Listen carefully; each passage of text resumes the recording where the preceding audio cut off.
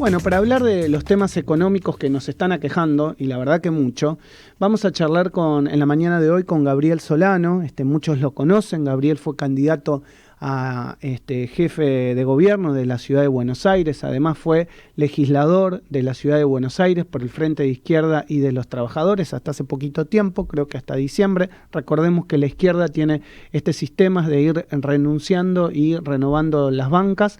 Y bueno, siempre es muy grato charlar con él los temas económicos y de actualidad. Hola Gabriel, buen día. Maximiliano Lecky te saluda. ¿Cómo andás? ¿Cómo estás, Maxi? Bien, ¿vos cómo te va?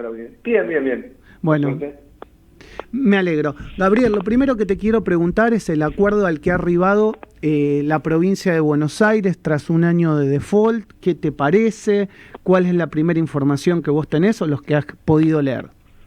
Sí, es una información muy reciente, ¿no? Y hay que leerlo siempre, en este caso, la letra chica, porque los acuerdos estos donde se reestructura una deuda habitualmente son bastante complejos.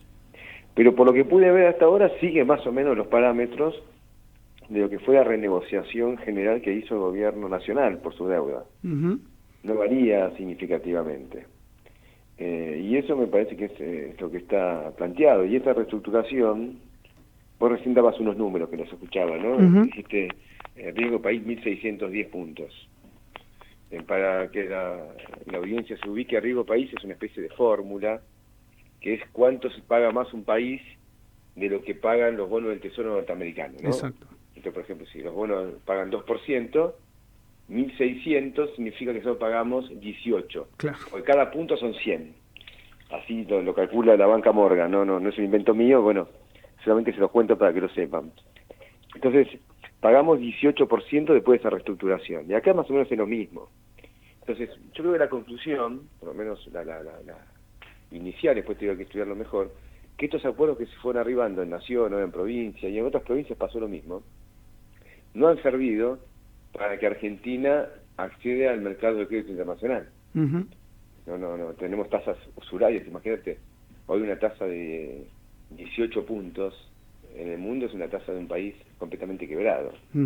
Nadie paga una tasa así, nadie, Es decir, estamos hablando de una situación completamente anormal, que no solo afecta al Estado nacional o al Estado de la provincia o a los estados provinciales, sino también afecta a toda la economía, porque se supone que si el Estado paga 18, todo lo demás paga menos, ¿no? Paga más, porque el Estado tiene que tener más solvencia que la que puede tener una empresa o particular. Entonces eso es un factor también de retraimiento económico, porque no hemos salido de una situación, digamos, de estar fuera de los mercados financieros, no tenemos acceso al crédito, pero sí hemos reconocido en general una deuda muy alta. Vos pensás que la reestructuración de Guzmán empezó con una propuesta original que luego se le añadió más o menos unos 20.000 millones de dólares para que haya un acuerdo. Claro. Así que se hizo una propuesta, y acá en la provincia de Buenos Aires, por lo que pude ver, sigue más o menos esa misma proporción. Que fueron añadiendo nuevos montos de capital e intereses a pagar hasta que se arribó un acuerdo. Pero lo que ocurrió en el país es que ese acuerdo, como te decía, no significó para nosotros un progreso, porque Argentina no tiene acceso al crédito. Se entiende. Respecto a esto que estás hablando de Argentina, primer problema, ¿no? Argentina sin acceso al crédito. Segundo problema, que tal vez es un poco una mezcla de interno y externo. ¿Qué está pasando con el dólar? Tenemos que pensar que un dólar a 182 es un dólar caro, es un dólar barato, es consecuencia del ajuste que empezó con el gobierno de Mauricio Macri y que sigue en el gobierno de Alberto Fernández. ¿Qué es un dólar a 182? Traducímelo. Mira, a veces que el concepto barato o caro son conceptos relativos, ¿no? Depende para quién. Claro, sí, totalmente. No, eso es importante pensarlo, ¿viste? Es verdad. En forma relativa. Por ejemplo, para un jubilado que gana 23 lucas, imagínate, hacer la cuenta 18 a 180. Claro. Carísimo. Claro. Seguramente no pueda comprarse ni medio dólar, porque estás hablando de una jubilación que a gata está llegando a cuánto, debe estar en 120 dólares, 130 dólares. No existe en cualquier lugar del mundo. ¿Vos te acordás? Porque más o menos debemos tener una edad similar, vos y yo. Más o menos, no Sí, sí, sí, digamos sí, la sí. edad al aire. No, pero sí, no hay problema, sí, tenemos más o menos la misma edad. Claro, entonces, en la época de Menem, ¿te acordás que la protesta jubilatoria era pasar a 4.50? Exacto, Norma Plata, ¿te acordás que era exacto, 4.50? Y exacto. ganaban $150 los jubilados. Hoy no llegan a $150 la mínima. Y la mínima lo destaco porque la mínima que cobra la mayoría, 5 millones cobra la mínima. Claro. Entonces, para para un jubilado es bajísimo. Y además hay otro dato que, digamos, también en el mundo hubo inflación, con lo cual los $150 de antes no son los $150 de ahora. El dólar perdió su capacidad adquisitiva en el mundo. Claro. Entonces, con dólares compras menos, o sea, compras menos soja, menos petróleo, menos todo. Ahora, por eso yo decía, pensemos relativamente. Para un jubilado es caro, para un laburante que gana 40.000 mangos es carísimo. Ahora, por otro lado, lo que ocurre es que si el dólar está a ese nivel, justamente se debe que está habiendo y sigue habiendo una fuga muy grande de capitales en Argentina. Muy, muy grande. Y eso se nota en lo siguiente, mirá, hay que hacer la cuenta bien, yo todavía no tuve tiempo, pero hay 3 datos para ver. Argentina tiene superávit comercial. Superávit comercial, cuando un país vende más que lo que compra. Y es un superávit muy importante que tiene Argentina, y es el resultado del aumento de los precios de las materias primas, ¿no? Esto que vos recién decías, el dólar perdió valor. Sí. Entonces todo aumentó frente al dólar. Eso nos dio que entre muchos dólares Argentina. Después, te hago un paréntesis ahí para que la gente entienda. También es el resultado de los argentinos no viajando al exterior, porque no se va por la balanza de pago del turismo. Lógico, eso también siempre fue una cuenta muy importante, 8.000 millones anuales más o menos. Pero tuvimos superávit comercial.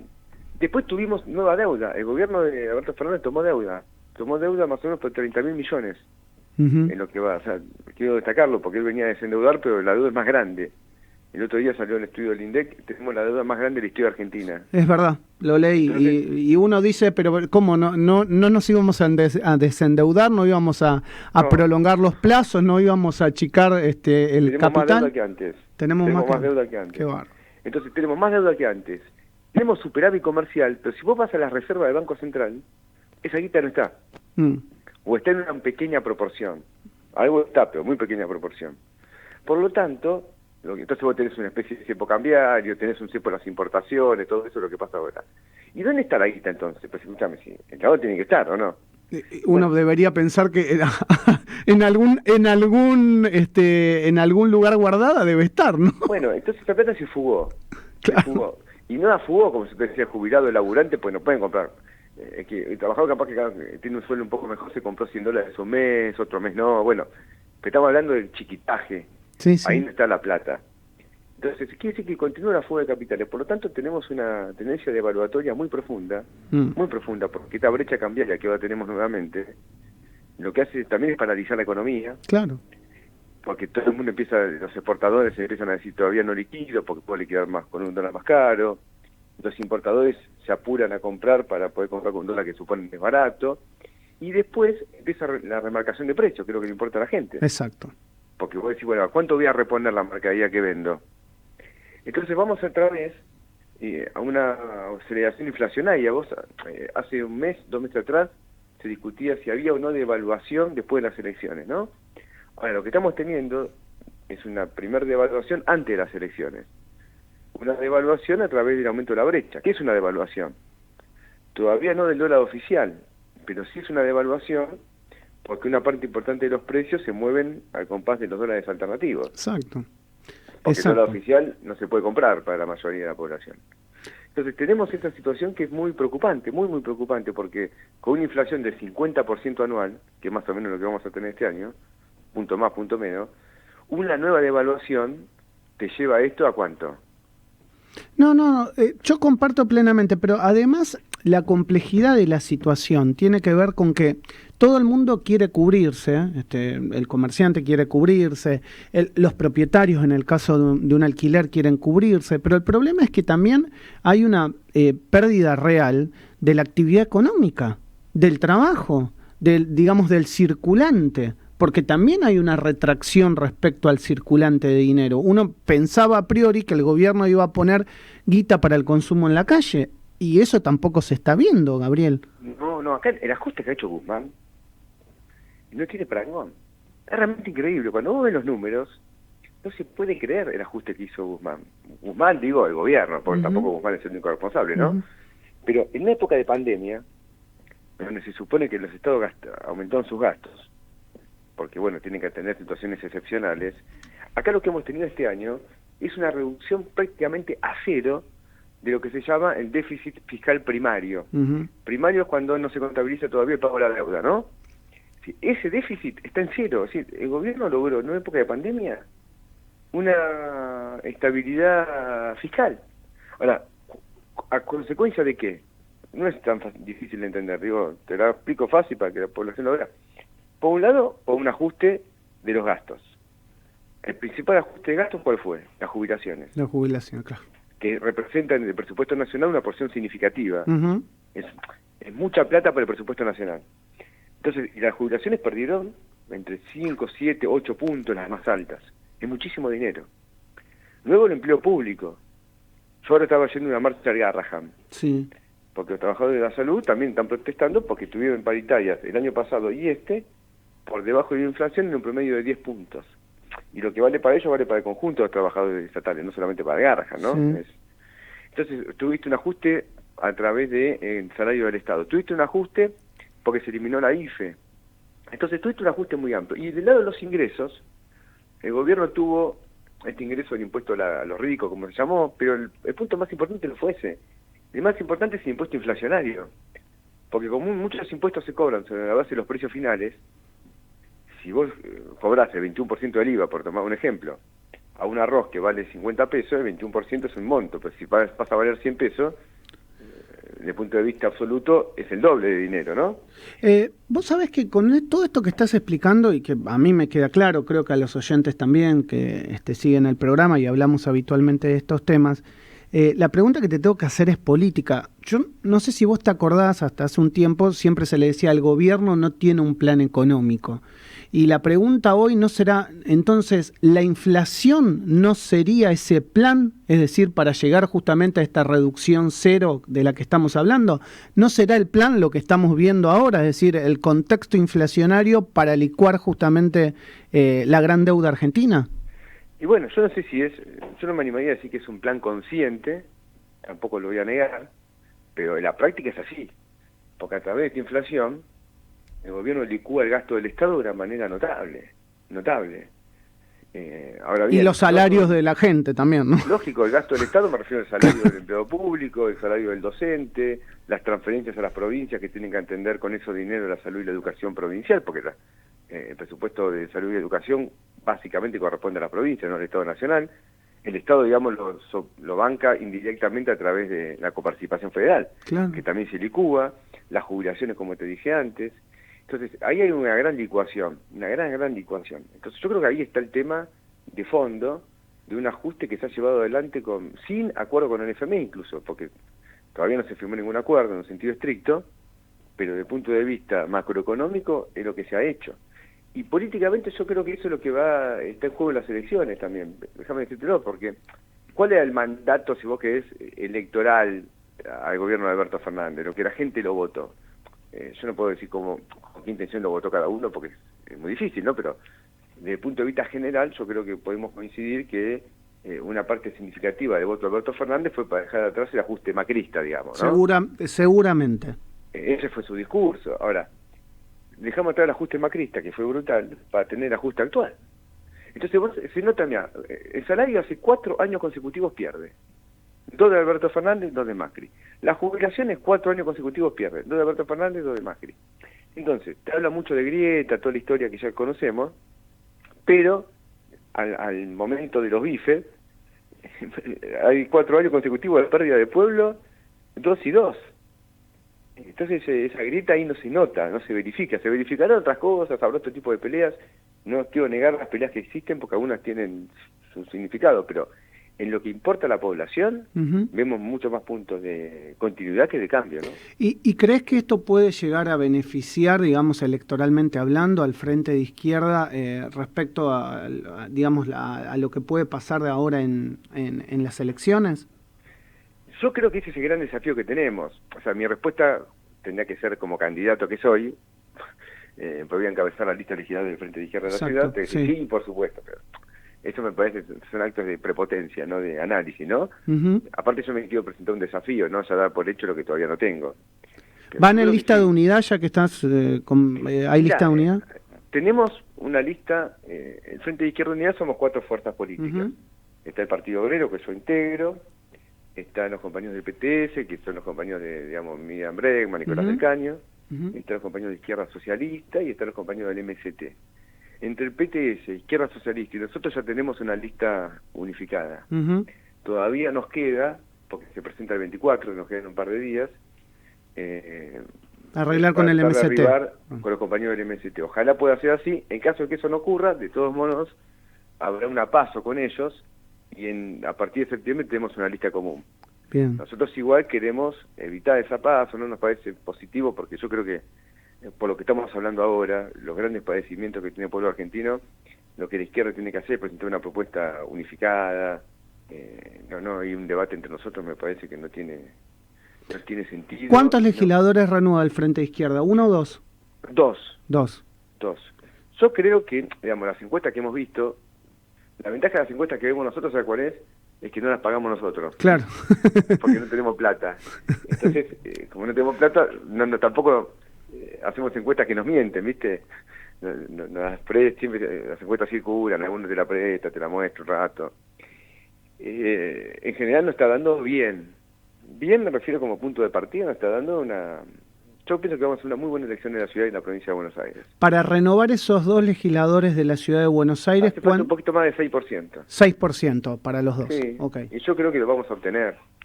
Y yo no va a haber tantas listas, en este caso, va a haber pocas listas. En esta va a ser llamativo, vas a ver que después de septiembre, especialmente cuando terminen las PASO, van a quedar 4 o 5 listas nada más. En la capital. Sí.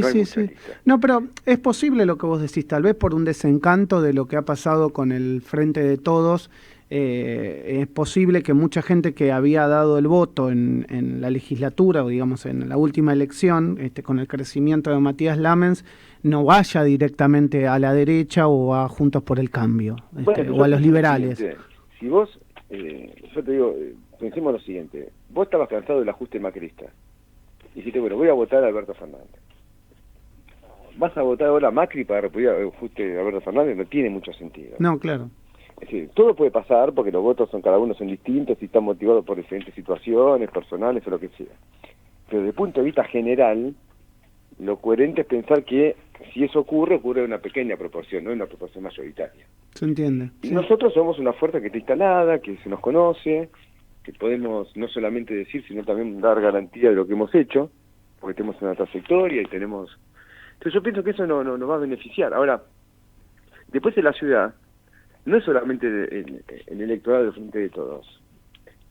En la ciudad hay un progresismo que muchas veces se inclinó por las fuerzas que se suelen llamar centroizquierdistas, que a veces eso lo encabezó Pino Solanas, en su momento algo de eso quiso... también expresar Lustó cuando fue con su propia lista, lo que era centroizquierda histórica, pero no tiene representación. ¿Y por qué no tiene representación? Porque la mayoría de ese sector está con el gobierno. Hoy son pequeñas, expresiones dentro del peronismo. Entonces también nosotros tenemos ahí un debate para hacer, porque esos sectores que se reclaman progresistas, ¿les parece bien la política de este gobierno?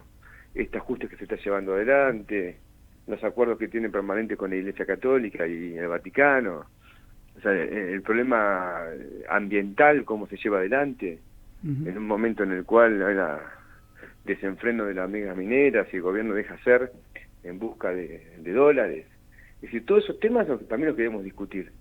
Y en la ciudad en particular, yo creo que, porque aparte yo voy a encabezar la lista de legisladores, vemos esta situación porque también muchas cosas que pasan en la ciudad de Buenos Aires, realmente, y yo tengo todas las pruebas y lo voy a demostrar cada vez que se me pregunte, han pasado gracias a una colaboración muy estrecha y a veces bastante soterrada, pero hay que mostrarla entre el oficialismo local y el peronismo. Que hay un maridaje, hay una especie de acuerdo de Estado acá dentro de la ciudad de Buenos Aires, del cual nadie quiere hablar. Pero si no nos explica cómo le han votado tantas leyes acá. Tantas y tantas leyes.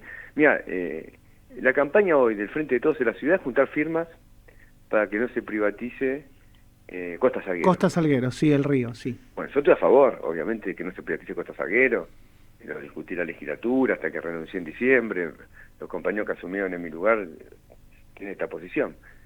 Pero lo que no puede decir el peronismo, y explicar es por qué le votó, por ejemplo, la formación del distrito joven a Larreta, que permitió esta privatización que se lleva adelante ahora. Claro.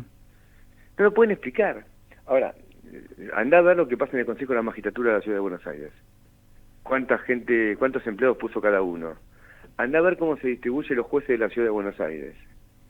Andá a ver lo que pasa en lugares de la Defensoría. Andá a todos esos lugares y ahí vas a empezar a entender cómo el Estado de la ciudad es especie de loteado, mayormente para el macrismo y minoritariamente para el peronismo, y eso explica muchísimos acuerdos que se llevan en la legislatura de manera permanente, sistemática. Ahora está este anuncio de lo de IRSA, en la ex Sociedad Deportiva de Boca. Sí. Es un negociado que nosotros nos vamos a oponer. Aparte, nosotros pensamos que en esa tierra habría que hacer otra cosa. Ya que estás hablando de IRSA, también cayó la concesión de lo que era el Centro Cultural Recoleta, en realidad no el Centro Cultural, sino adelante, donde estaba el shopping. ¿Qué va a pasar con eso? Sí, lo que estaba, ese shopping que estaba al lado, que salía también a Pueyrredón. Exacto. Bueno, eso nosotros pensamos que tiene que pasar a manos públicas. Todavía no hay una decisión al respecto, pero en su momento fue un negocio. ¿Te acordás que hablaban que querían hacer torres ahí también? Sí. Bueno, ahí si hacen torres se hace un escándalo, porque estamos en un lugar histórico de la ciudad, ¿no? Está pegado prácticamente al cementerio de Recoleta, enfrente de la Facultad de Derecho, forma parte de los pulmones verdes de la ciudad de Buenos Aires. Ahora, lo de IRSA, ahí en la Sociedad Deportiva de Boca, mira, son más o menos 60 hectáreas. Es muchísima tierra para la ciudad. Muchísima. La ciudad no tiene tanta tierra ya. Entonces, y uno de los temas más importantes que hoy sufre la ciudad es la crisis habitacional. De los más importantes. Mucha gente que está escuchando el programa seguramente alquila. Seguramente, sí. Y vos sabés que los alquileres se han convertido en una carga insoportable para la familia. Terrible, terrible. Alquileres más los aumentos de despensa que están rondando el 8% en aumentos en estos hoy, días. Un departamento de 3 ambientes. En la ciudad está 55.000 pesos mínimo. Sí, sí. Cuando le sumás las expensas y los gastos de impuestos y servicios, vos tenés que, en lo que es ese rubro de vivienda, no bajar los 70.000 pesos mensuales. Sí, sí, totalmente, Gabriel. Entonces, cuando te dicen que la pobreza son con 60.000, vos decís, ¿dónde vive la gente? ¿Abajo del puente? Porque la canasta de pobreza, lo que se llama la canasta básica total, que se mide para la pobreza, está por debajo de eso. Entonces es muy contradictorio porque se supone que el pobre tiene vivienda, pero si es pobre no tiene vivienda, pues ¿cómo la compró? No hace dinero. Entonces en la ciudad vivir es muy caro. Y lo que correspondería, en primer lugar, es que el Estado tome en sus manos construcción de vivienda de calidad en lugares donde haya tierra, compatibilizando esa construcción de vivienda con los espacios verdes, ¿no? Creo que la idea del proyecto que estás hablando, o que se charló en el gobierno de la ciudad, fue la construcción de un country, o similar a un country. Lo que van a hacer ahí es torres, claro, que según dice el proyecto, más o menos se estima que va a valer el metro cuadrado unos 5.500 o 6.000 dólares. Wow, claro. Entonces vos pensás lo siguiente, un departamento de 60 metros cuadrados, relativamente chico para una familia, si vos estás hablando de 6.000, vale 360.000 dólares. Sí, ¿Quién lo va a comprar? Poco acceso para mucha gente. No lo va a comprar, por eso, ningún docente, ningún enfermero, ningún médico, ningún, no sé... Periodista tampoco, bueno, algunos sí, ¿eh? Algunos sí. Algunos periodistas del sobre, pero periodistas que tienen bajo convenio y todo. Claro. Entonces vos decís, ¿para qué hacen eso? Si el que no tiene vivienda no va a poder vivir ahí, no la va a poder comprar ni va a poder alquilar. Entonces, lo corresponde, si la construcción la hace el Estado en tierra pública, el abaratamiento es completamente significativo, porque la construcción es en pesos, no en dólares. Es decir, el obrero de la construcción se le paga en pesos. Exacto. Los ladrillos compras en pesos. Y el problema de lo que se llama el costo de incidencia, que es la parte de la tierra que determina una cuota parte de valor de la propiedad, la puedes bajar muchísimo porque es tierra pública. Exacto, sí. Entonces, ¿por qué no hacemos ahí un barrio de 15.000, 20.000 viviendas? con Sí, mucho espacio verde. y lo que no se entiende también por qué no se somete a voto popular, ¿no? En definitiva. Bueno, que si eso se somete, obviamente va a ganar la propuesta que hacemos nosotros. Y lo mismo vale para lo de Costa Salguero, que se supone que ahí el metro cuadrado va a valer 9.000, no 5.000, 6.000. Porque es el mismo cordón, pero más al norte, Claro, más caro. claro. Entonces Claro. estamos hablando de, y eso después, parece que no, termina impactando en el conjunto de la ciudad, porque valoriza la tierra lindante, entonces todo es más caro. Y tenemos salarios en pesos, con viviendas en dólares, y a dólares que están a 180. Porque aparte, si vos te vas a comprar una vivienda, Ya no, nos quedamos cortos, 182.